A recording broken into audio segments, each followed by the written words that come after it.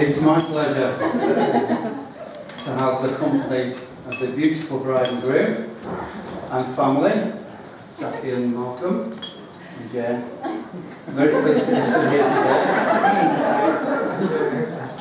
I just thought I would say a few words. There's no PowerPoint presentation today, so I'm really pleased with that one.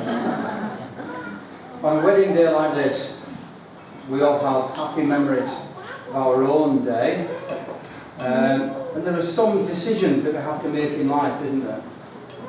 Today's one of the greatest decisions that Neil and Rachel have ever made. We make decisions when we think it's time to settle down. Are we going to find Mr. Right or Mrs. Right? When we've found who we think is our prospective life mate, do we pluck up the courage and ask them out for a meal or a drink? How long does it take to pluck up the courage, Neil? Are we bold enough to ask or too timid to leave it for later? What makes this person stand out of the crowd for you? It could be her dazzling personality. It could be a fantastic makeup. It could be a beautiful personality and the makeup and the way she looks, the way she dresses. And then there's Neil. Moving on. So when we find this Mr. or Mrs. Right, this person who we're going to live together for the rest of our life, we want to get that spot on first time, don't we? So we introduce ourselves, we go on the dates, we wave to the prospective in-laws from the window of the car, and then eventually you get invited in. You're through to the next round. I like that one, don't we, today? So we get on very well, the family gets on very well, and we set a date. And we're here at Newton Hall on a Friday. Because if we'd waited for a Saturday, it would have been another year, wouldn't it? So we're lucky to be here today, we're very committed.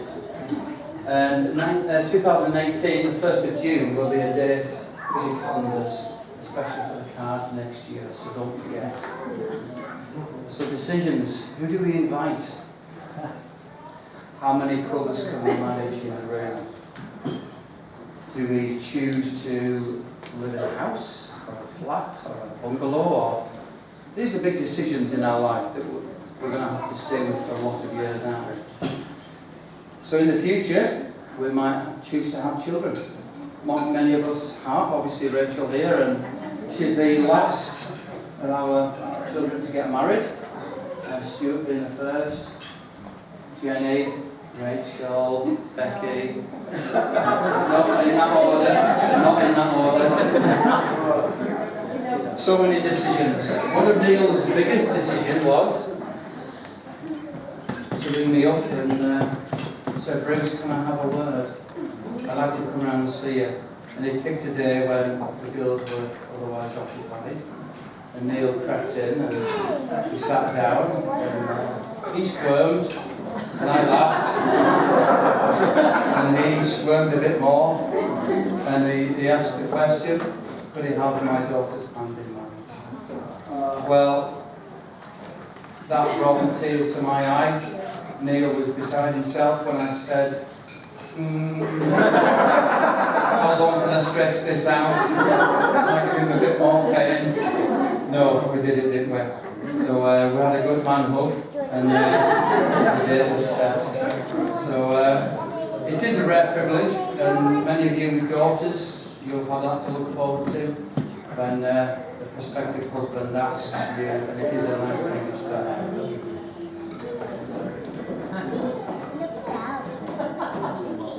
I'm just thinking I haven't spent the bride money yet, Neil. You remember that amount that you owed me?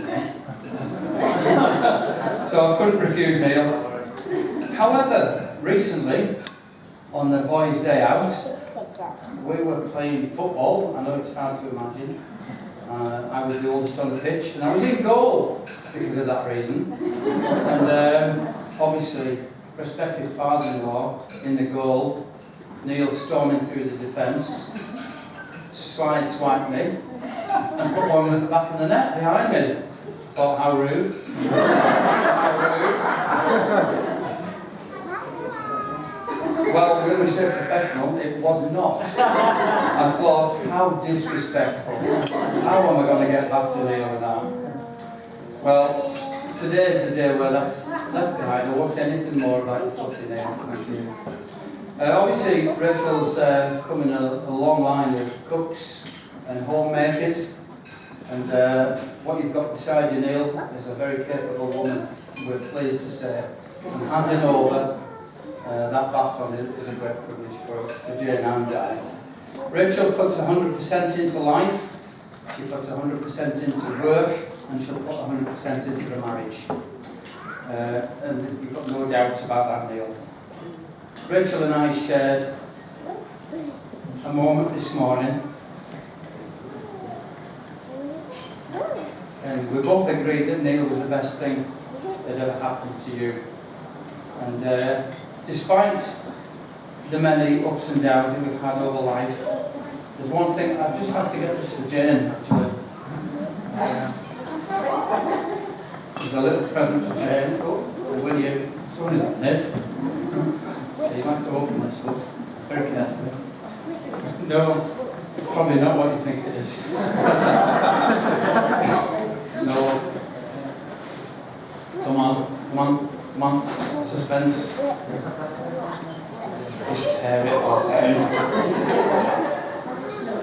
We get that sound.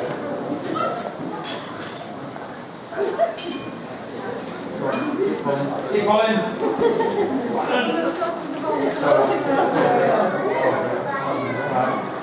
You won't imagine what this is, but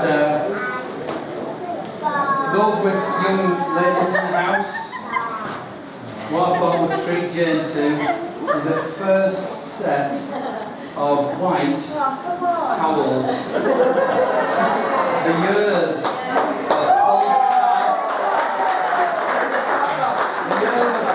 tan, makeup, nails, hair dye, and this is the first lot of white towels we have ever owned. So that's a nice little present for you, darling.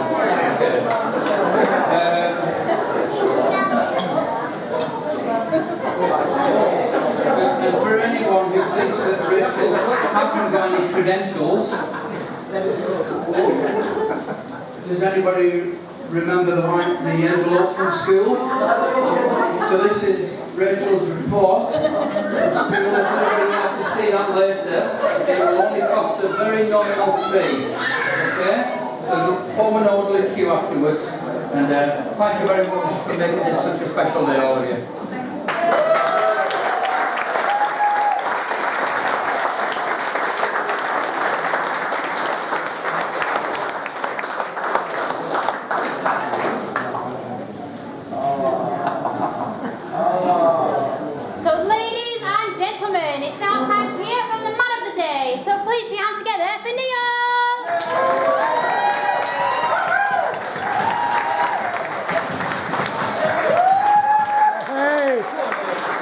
Good old me, that's good. Hey, hello. Everybody normally boos me, so yeah, about time I said some truths. I think it's nice to know I'm not the only one making things up as I go along, Bruce, with all that rubbish you just said. You're very lucky that I'm here today. Gareth Southgate did give me the call up, but I said no, I'm busy. I've got a wedding on, can't go to the World Cup, sorry. So England are going to have to suffer without me. Just like to say, welcome to Gardener's World. So Monty couldn't be here, I'm afraid, so you've got me, Rach. She's been saying for a long time now that this is the best day of my life. So this and this and the 1995 FA Cup final. Right, Loza? Get on with it.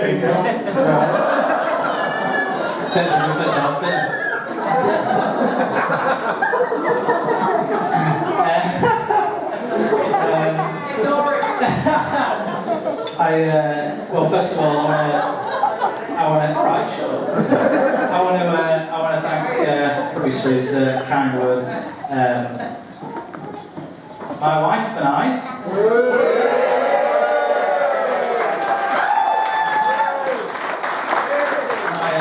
My beautiful wife and I would just like to say thank you very much for all of you for coming.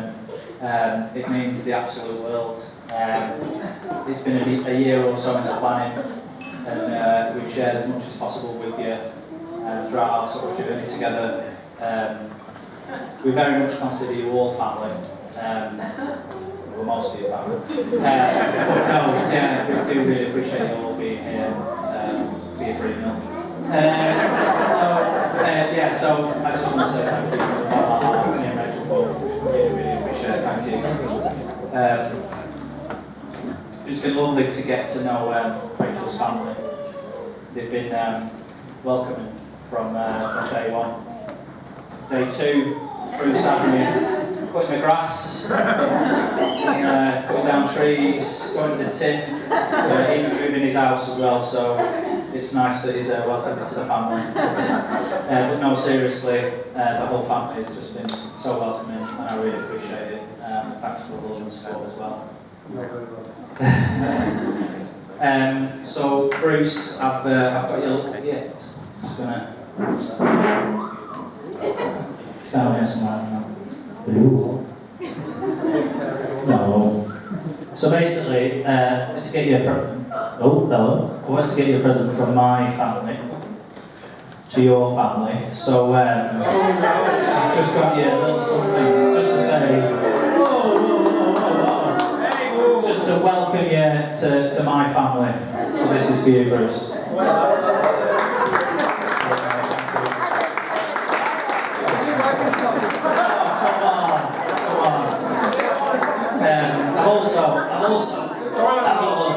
I've also got another present. Since I got Bruce one, Bruce has got one for you, Dad. And he just wanted to say, here's the bill. So there we go. So. No, this is not going to work. There we go. There we go. There's the wedding bill, mate. So there you go. That's for you. Help yourself to that. Keep going. Keep going. Keep going. There you go. That's from Bruce. I don't know why I'm going back there.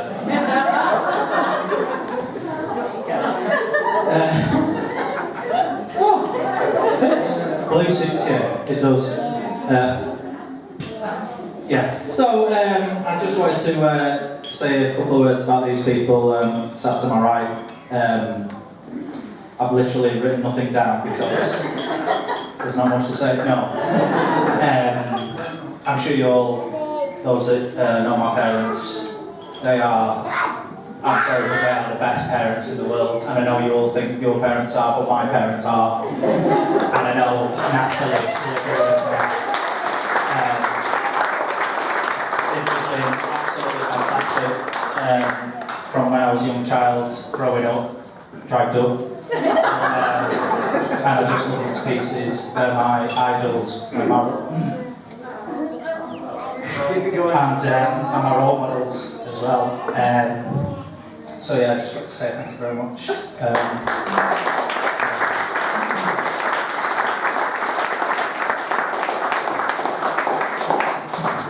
I also want to say thank you to my sister and to Paul and Grace and Heidi. I can't say Heidi.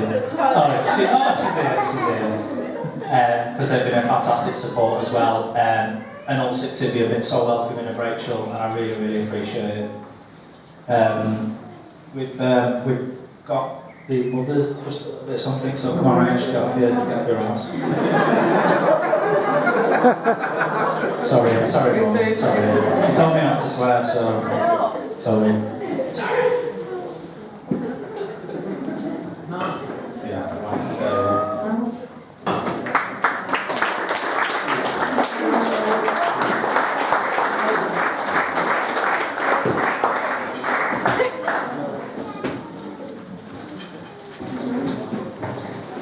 They're beautiful, aren't they?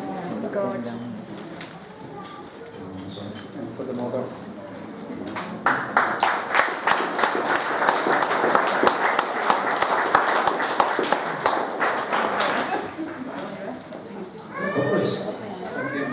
Thank you very much as well, both of you, for doing your readings. They're absolutely fantastic. They're really, really spectacular.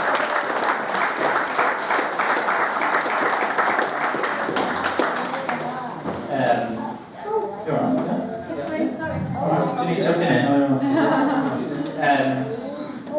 So yeah, like I said, and you'll hear me say this a lot in my speech, the word family. And you are all part of my great family and Rachel's as well. And two great families coming together, and I'm really, really excited for the future and what it holds for both of us. Sadly, there are some people who we've lost, and I'm sure in your families as well at home, you also lost people. So me and Rachel just as a little something, we've lit a candle at the back. So if you'd all like to at some point go over and just take a moment, really appreciate that for those that can't be here.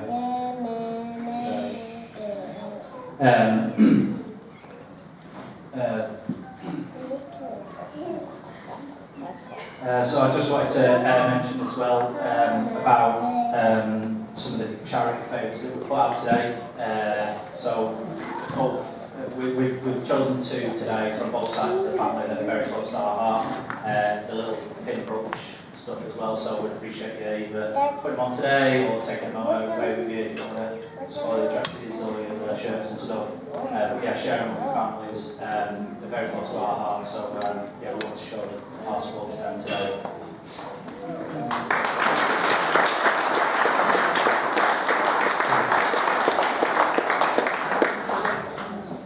So I better start talking about this person sat next to me. Your Honor. No. Rachel Dodd. And Mrs. Dodd. Again, I've not written too many words down because I could literally talk all day about this girl and this woman. She's absolutely stunning today, as I'm sure you all agree.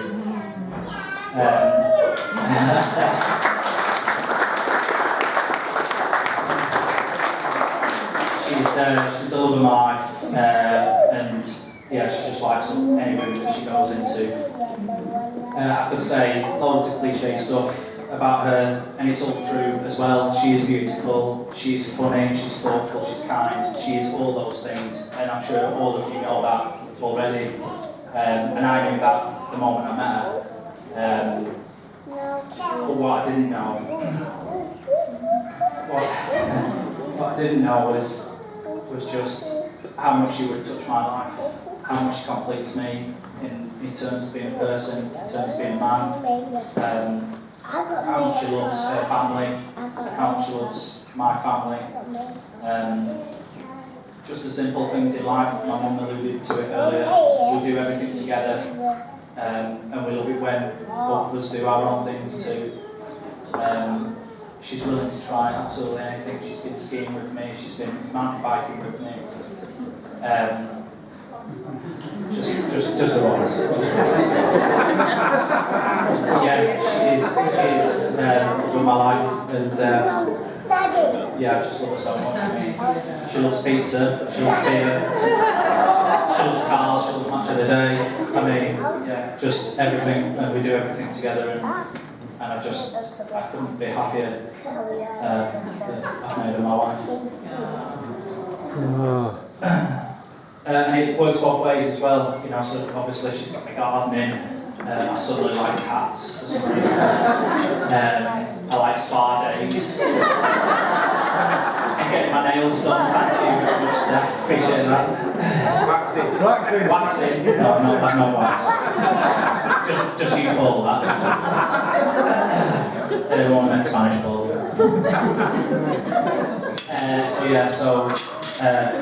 I just want to finish up with saying, Rachel, you're the most beautiful woman I've ever met. You're the most beautiful person I've ever met, both inside and out. And I love you now and forever. She's the love of my life. and when you know, you know. So please would you all be upstanding? Just like to make a little toast.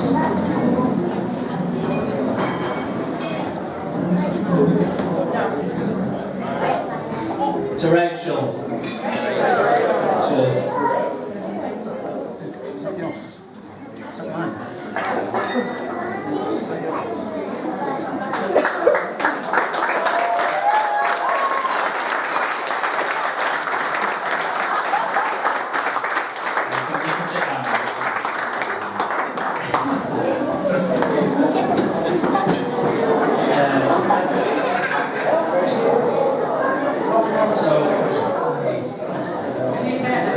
Speaking of the absolutely, hello. Sit down, Paul, I can see you. Thanks, mate. Andy Johnny's, come on, leave the flowers alone. Sit, Andy Johnny's, sit. From the most beautiful woman in the world to the second most beautiful ladies in the room, Liam, Graham, Paul. No, sorry. The bridesmaids, Becky, Jenny, Steph and Natalie. Just want to say thank you from me and Rachel for being our beautiful, beautiful bridesmaids. Yeah. You're welcome.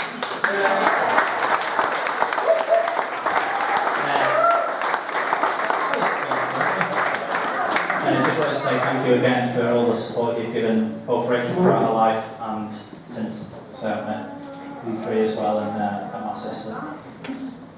So we do have a little something, so if you bridesmaids want to make your way forward.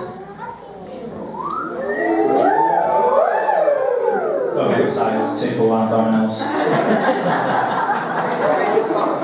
That's what I wanted anyway, that's all I wanted.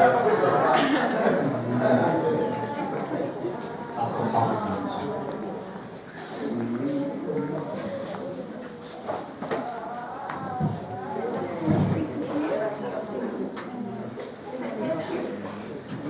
No, it looks like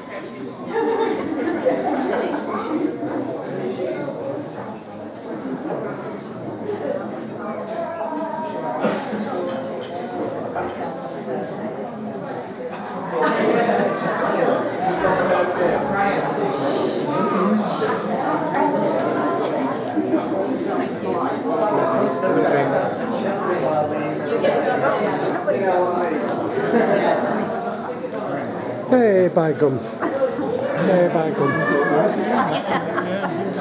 By gum. My dinner's going cold.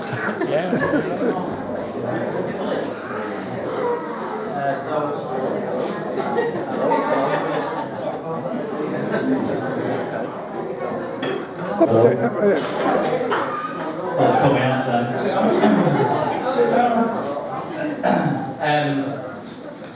Threatening to steal the show is our gorgeous flower girls. Liam, Graham, Paul, forget that. Is our nieces, all 4 of them, Grace, Heidi, Jessica and Alice. Beautiful.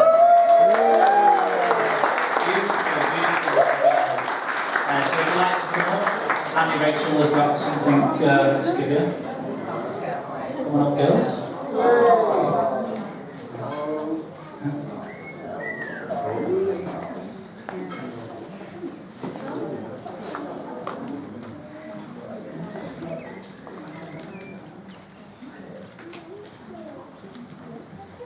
Is that Domino's 2 for 1 as well? Oh, that is what I want to play. Thanks, girls.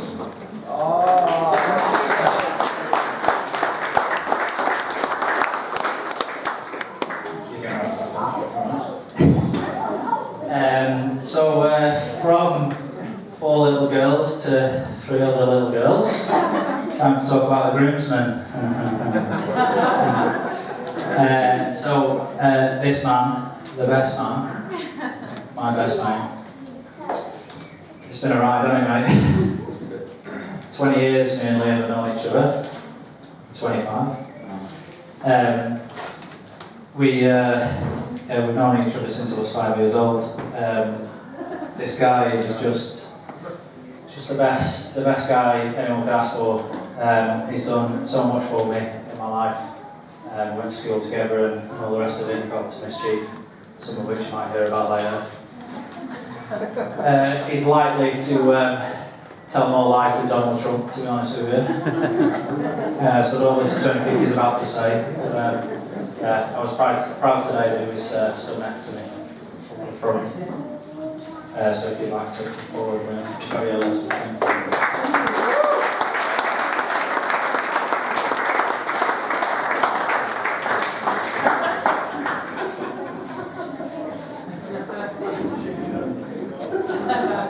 Ooh.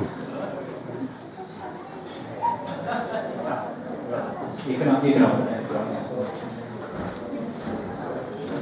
So, on to my ushers, Bellboy and Rodney.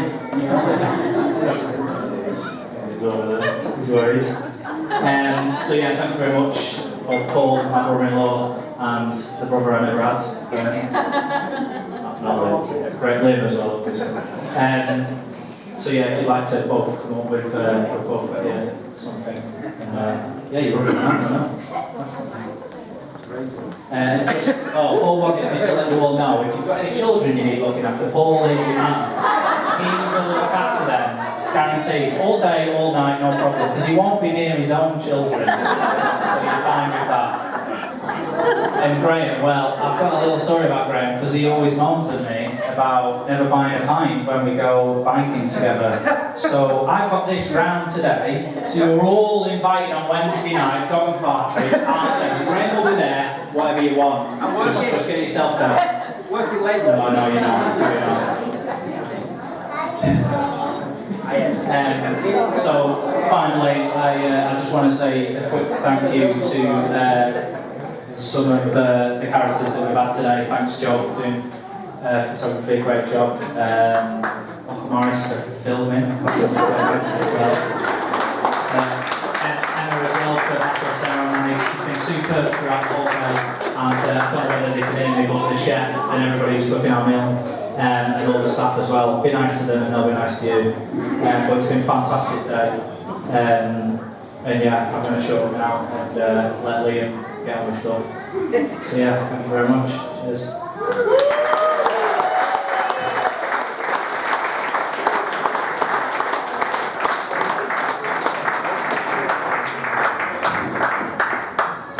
So ladies and gentlemen, our last speech today is going to be from the best man. So please put your hands together for Liam!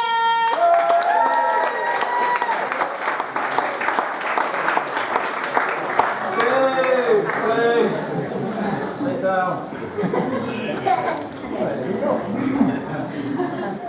Good afternoon, ladies and gentlemen. For those of you that don't know me, I'm Liam, Neil's best man. Although clearly not good enough to get a seat on the top table. Having said that though, I must have bought the newlyweds a better present than you lot sat in the cheap seats at the back. So Neil and Rach, you've gone and got married, for better or worse, which is quite appropriate, as Neil couldn't have done any better, and Rach couldn't have done any worse. Firstly, I would like to thank Bruce and Neil on behalf of the bridesmaids, the two bouncers that were stood at the front when you come in, and myself for your kind words. I think you all agree the bridesmaids look beautiful, and they've only been outdone by a beautiful bride.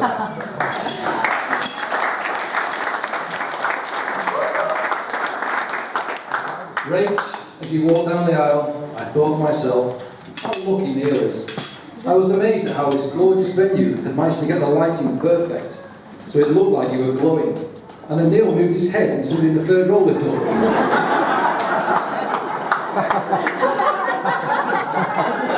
That's hilarious, isn't it? I can honestly say, hand on heart, Neil, you're a very lucky man. You leave here today gaining a partner who is warm, caring, fun, and someone who radiates happiness wherever she goes. And Rach, you're very lucky too.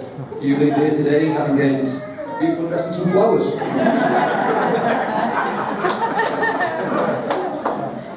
On behalf of the bride and groom, I'd like to thank you all for coming.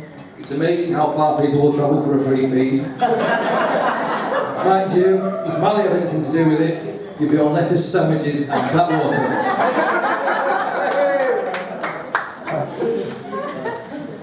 Now, I've known Neil for about 30 years actually. Your maths isn't very well. Very good. We grew up practically opposite each other for 15 of those and went through nursery, primary and high school together. So as I'm sure you can imagine, I have a few tales to tell. So settle in, Doddy, it's going to be a bit bumpy.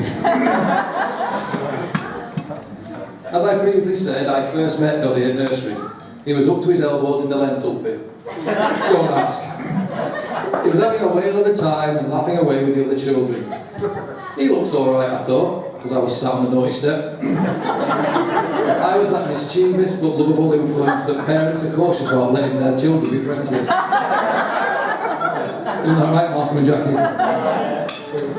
I'm sure over the years we caused them to worry, tear their hair out, scream, shout, rant and rage. But isn't that just what boys do? One such occasion, which I'm sure drove Mally to despair, involved a certain model railway. So let me set the scene. Malcolm and Jackie had gone out for the day. As per usual, I was at Doddy's. We decided that we were going to do some bird watching. So we borrowed Mally's binoculars and decided to find a high viewpoint. Obviously to get a better chance of seeing some birds. We went up into the attic room and decided to stand on Mally's prized train track to be able to use the skylight as the viewing point. Now let me point out this. The train track was no ordinary train track. It took over the whole of the loft with a variety of stations, tunnels, platforms, signal boxes, beautiful scenery including fields encased fields of animals encased in dry stone walls. I'm not sure, but I even think there was a prototype for the trains used on the new high-speed rail line. The train track was obviously not meant to hold the weight of two young teenage boys and a large pair of binoculars, and soon buckled, leaving Mally's pride and joy looking a little worse for wear. With sheer panic in our minds, we decided we had to try and fix the situation, with 4-inch nails and a hammer. Needless to say, the track no longer looked like the pristine and beautiful scene it had previously, and now looked like a cross between an earthquake and an explosion in Screwfix. What we hadn't banked on was Malcolm coming home early, and at the sound of the front door shutting, we quickly closed the skylight and scarpered downstairs. At this point, I decided it was obviously time for my tea. Usain Bolt wouldn't have had a chance against me that day. Like all good friends, I left it a few days to literally let the dust settle before I went back to their house. I was greeted by a stern-looking Malcolm who wanted an explanation as to why, when he was cutting his lawn, he spotted his binoculars on the roof. The guilt I have for this tragic event has followed me around for years. To the point I can't watch an episode of Thomas the Tank without breaking into a sweat. So to make amends, Mally, I've bought you a little present.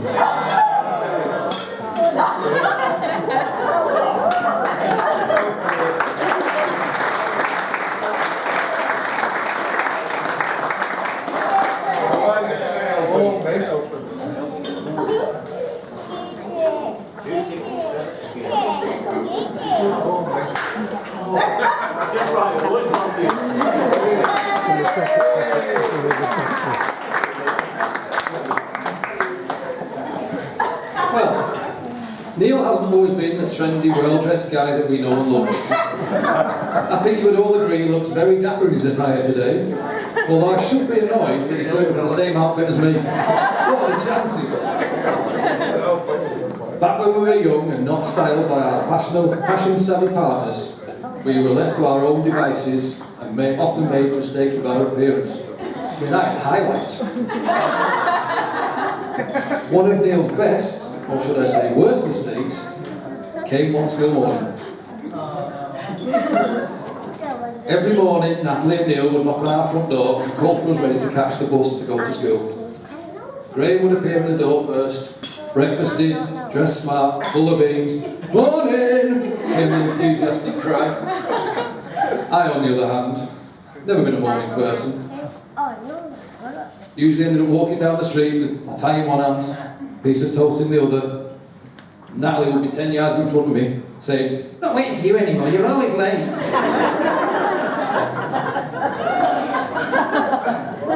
On this particular morning though, Nat and Neil were a bit later than usual, and when they arrived at our door, we were greeted by Natalie and Elvis Presley. They thought it was a good idea to let Nat backcomb and blow dry Neil's hair. Yes, he did have some back then. The result was incredible. I have never seen anybody's hair getting so much bounce and volume or heard as many Elvis references in one day. I thought he could have got a shampoo contract with L'Oreal, you know, because he's worth it. But it looks like he got one with Wash and Gone. Moving on quickly. Trying to find some more dirt, I decided to speak to an unnamed source. She told me that you didn't always listen to what you were told when you were little. Like the time you climbed up the ladder your dad had left leaning against the kitchen, despite being told not to, and frightened the life out of your mum when she was cleaning her teeth and was grieved by you banging on the window saying, "Hello, Mummy." All the time, when you were about 3 and the anonymous source was about 5, and you were playing in a room while your mum was downstairs, suddenly Jackie heard Nat saying, "Neil, do it. Don't do it." And then there was an almighty thud. Jackie looked out the window. To her relief, she saw the source of the thud wasn't you that had fallen out the window, but just one of Natalie's dolls. I think this was the first time that you threw your doll out the pram, but certainly wasn't the last. Most Saturdays you did when we checked teletext for the latest scores from Goodison Park, or the running order of Match of the Day, and how the poor Toffees were last because they had scraped a draw with the mighty Swindon or Oldham. Now you're all grown up, some might say knocking on a bit. You seem to have got better at listening, which will be beneficial to you in the next chapter of your life. So listen to this. I thought it might be a nice touch to ask your parents for some advice to give the newlyweds on what is needed to make a marriage successful. Pearls of wisdom from the bride's parents. Always put your partner first. Always settle differences before going to bed. Don't ask your husband or wife to do anything you are not prepared to do yourself. And be quick to say sorry. Bruce and Jane have been married for 39 years. They never told me how many of them were happy. Pearls of wisdom from the groom's parents, also married 39 years. I don't know how much input Jackie had on these ones. If you're going to have an argument, it's better to wait until after a meal, then the dog or cat won't end up with pizza for dinner. We were made with 2 ears, 1 mouth. This is so we can listen more than we talk. Or, so we can listen to the football we want whilst the wife is talking in the other. You can't sell it, you can't buy it. But when 2 people want to share it, it's impossible to break and will last a lifetime. Love. I think Jackie added something about being a good listener. I don't know, I've forgotten now. Advice from me, nearly 9 years in, as a result of the most expensive night out in Lancaster I've ever had with Doggy and Water. Rule number 1, don't have an opinion, there's no point. Rule number 2, if Rachel asks your opinion, then make sure you know hers first and go with that. Rule number 3, if your opinion is different to hers, then reread rule number 1. Joking apart, this should be one of the happiest days of your life because you are marrying your best friend. So relax and enjoy the moment. Make sure you make some time at the end of the evening to sit together and talk to each other about the day and what you got up to that morning. Learn to compromise and it makes life so much easier. Life is never straightforward and things will be thrown at you to test you.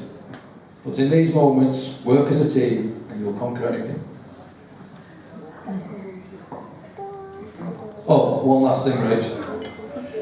If you're going to watch Jurassic Park before bedtime, make sure he goes to the toilet first, or puts on a pair of his big boy pull-up pants, because he wouldn't like the consequences.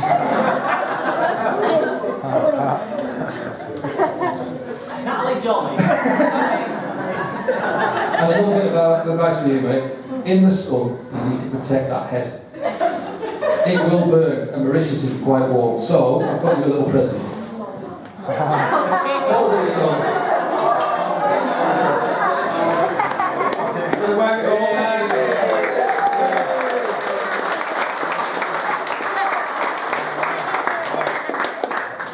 On a serious note, though, I would like you all to stand and raise a glass.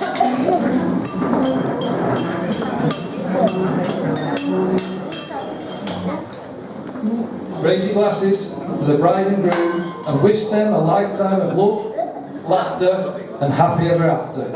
The newlyweds, Mr. and Mrs. Dodd.